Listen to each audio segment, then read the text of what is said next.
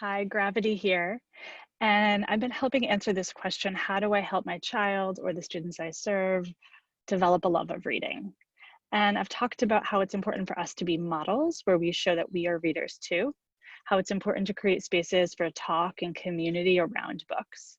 And the third tip that I have that I wanted to offer is the idea of choice. So we know from decades of research that having choice of what you read leads to much more engagement and ownership and often higher levels of comprehension.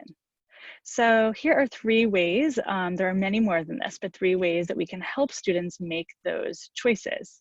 So the first is to get them hooked in a series.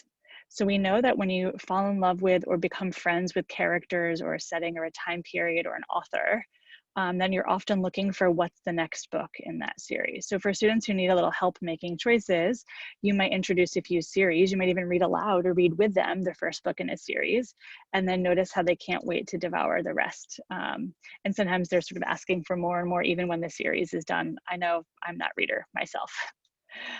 Something else you might do is you can introduce the idea of reading as not just a thing that you sit and do, but reading as a skill that helps us in our lives. So introduce nonfiction to students around topics that they actually want to go out and do.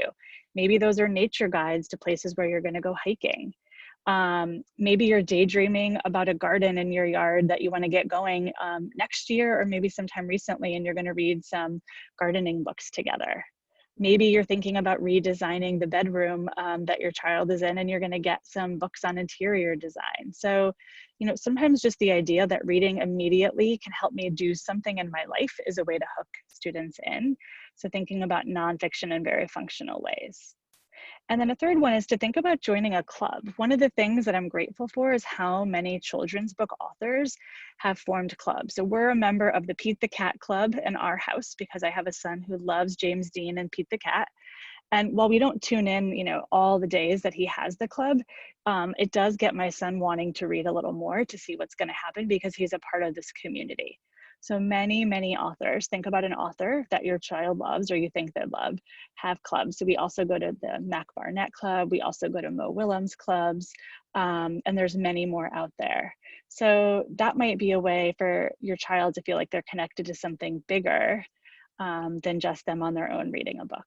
So hopefully those three tips would help your child really, make a choice about a book or a series of books that they're going to love, because we know when we feel like we're making the choice and it's a book we actually want to read, we are much more willing to put in the time and the effort and even just the minutes to spend time reading. Thanks.